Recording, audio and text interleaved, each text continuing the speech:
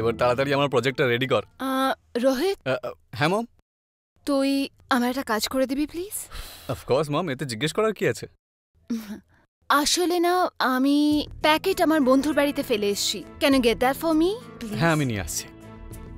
আমিও তাহলে তোর সাথেই যাচ্ছি এখন। তারপরে তুই নয় ওখান থেকে আমাকে ঘর ড্রপ করে দিস।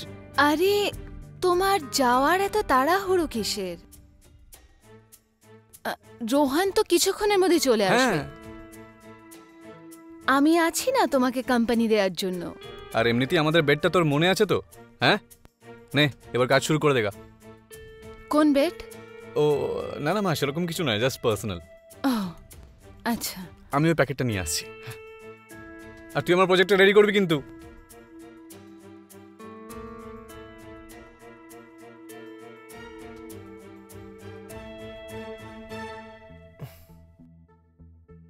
আমি জানি আপনি ওকে কেন পাঠিয়েছেন। তাহলে তুমি খুবই বুদ্ধিমান যে আমার ইন্টেনশন এত তাড়াতাড়ি বুঝে গেলে।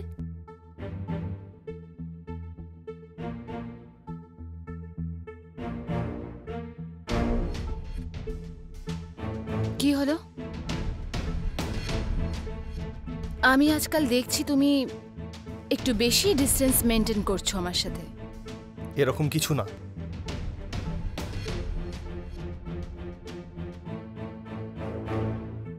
তাহলে কি ব্যাপার? না তুমি আমার ফোন ধরো, না কল করো। তুমি কোথাও কোনো নতুন গার্লফ্রেন্ড তো বানাওনি? What's her name? I think Riya, right? ওর কারণেই কি তুমি আমার সাথে ডিস্টেন্স মেনটেন করছো? রিয়া? রিয়া শুধু আমার কলেজের ফ্রেন্ড। ওকে, তো ও তোমার কলেজের ফ্রেন্ড। তাহলে আমি কে? আমার কি রোল তোমার লাইফে? I don't know. কি ভালো লাইন তোমার, আই ডোন্ট নো। তবে ভালো অজুহাত এটা আমার থেকে দূরে থাকার। ব্যবহারও করলে, মজাও তুলে নিলে, আর সঠিক সময় দেখে গাও ঝেড়ে দিলে। Pretty interesting. এক মিনিট। এরকম কোনো কিছু না যেটা ভাবছেন আপনি। আর আমি এসে বলিনি আপনাকে আমার হেল্প করতে। আর না, আমি বলেছিলাম বেড শেয়ার করতে। যা আমাদের মধ্যে হয়েছিল সব আপনার ইচ্ছার জন্য হয়েছিল। So please don't blame me. আচ্ছা ঠিক আছে, যাই হয়েছে আমার ইচ্ছেতে। কিন্তু প্লিজ এই সম্পর্কটাকে এভাবে শেষ করো না। যেভাবে চলছে চলতে দাও। এমনিতেও আমি এটা কিছুতেই সহ্য করতে পারবো না যে কেউ আমাকে নিজের জীবন থেকে এভাবে ছুঁড়ে ফেলে দিক। যেটা আপনি রিলেশনশিপ বলছেন না, ওটা রিলেশনশিপ নয়, পাগলামি। আর কতই বা চিট করবেন আপনার ফ্যামিলিকে আপনি? আপনি জানেন রোহিত আর ওর বাবা আপনাকে কতটা ট্রাস্ট করে? ও, তো তোমার মনে হয় রোহিতের ড্যাড আমাকে চিট করে না? দেখুন, আপনি যদি এই সমস্ত ফালতু কথা বলতে চান তাহলে আমি এক্ষুনি বেরিয়ে যাচ্ছি। এতদিন বাদে তুমি এসেছো, তো তোমার কি মনে হয় আমি তোমাকে এভাবেই যেতে দেব? তবে সত্যি কথা তো এটাই, আমাকে ইগনোর করে তুমি অনেক বড় ভুল করছো।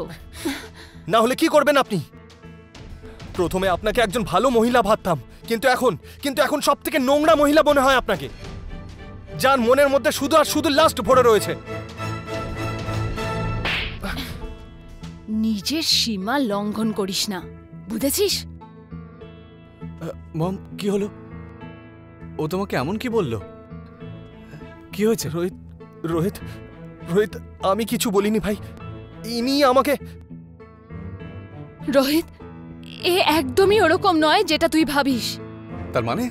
আমি এর সাথে দুটো কথা কি বলেছি, এ তো নিজের লিমিটই ভুলে গেছে। And I'm surprised কি ওর এত সাহস that he tried to touch me. What? না রোহিত, ইনি মিথ্যে কথা বলছেন। আসলে ইনি হলেন একজন ক্যারেক্টারলেস মহিলা। রোহিত বিলিভ কর আমাকে। তোর এত সাহস আমার মাকে তুই এরকম বললি? হ্যাঁ, মানে তুই তোর দোষ ঢাকার জন্য মমকে ভুল বলবি? হ্যাঁ Rohit, he is a double face guy. আমরা অনেক বড় ভুল করেছি ওকে বিশ্বাস করে।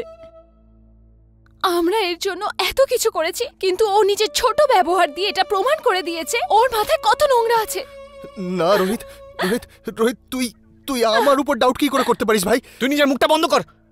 আমি তোর কোনো কথা শুনতে চাই না। তুই এক্ষুনি বাড়ি থেকে বেরিয়ে যা, বাড়ি থেকে বেরিয়ে যা। রোহিত, রোহিত, তুই আমার কি কথাটা শুনবো তো আমি? শোন। আরে আমার কথাটা তো শোন একবার। ও যা খুশি বলছে আর তুই শুনে যাচ্ছিস। রোহিত, রোহিত, ও মিথ্যে কথা বলছে। ও ক্যারেক্টারলেস মহিলা। রোহিত, বেরো, রোহিত, বেরিয়ে যা একবার বলছি। শোন বেরো আমার বাড়ি কথা। থেকে, বেরো। আমি কিন্তু পুলিশ ডাকতে বাধ্য হব। দ্বিতীয়বার এখানে আসবি না। রোহিত, তুই শোন একবার। কি করছিস তুই? কি হচ্ছে? বেরো এখান থেকে। এই দাঁড়া, শোন শোন শোন। বন্ধু, আবার নাটক করিস না তুই। হ্যাঁ, এই যে ডিসেন্ট ফেস নিয়ে তুই কলেজে ঘুরে বেড়াস না, কালকে তুই কলেজে আয়, সবার সামনে আমি তোর আসল মুখোশটা খুলে দেব। এরপর আর কোনোদিন আমার সামনে আসবি না। Get lost.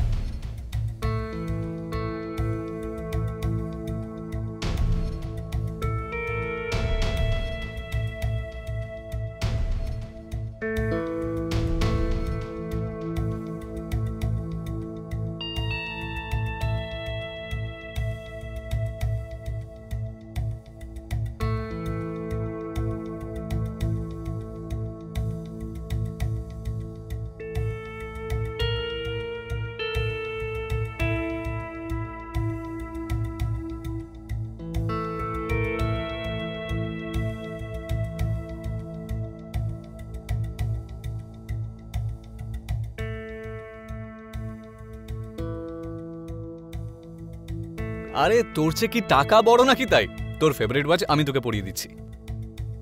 এবার কি বন্ধুকে থ্যাংক ইউ বলবি না?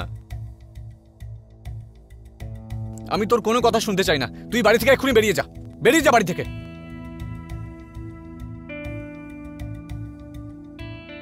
বন্ধু, আবার নাটক করিস না তুই।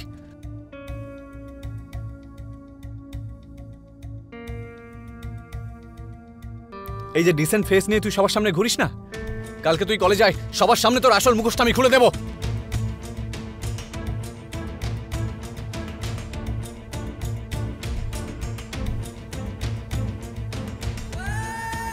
বরুণ তার জেদ ছাড়েনি আর কন্টিনিউয়াসলি কাব্যাকে ইগনোর করতে থাকলো। শেষ পর্যন্ত তাকে মৃত্যুবরণ করতে হলো। কাব্যা এই ব্যাপারটা সহ্যই করতে পারেনি যে বরুণ ওকে ইগনোর করছে।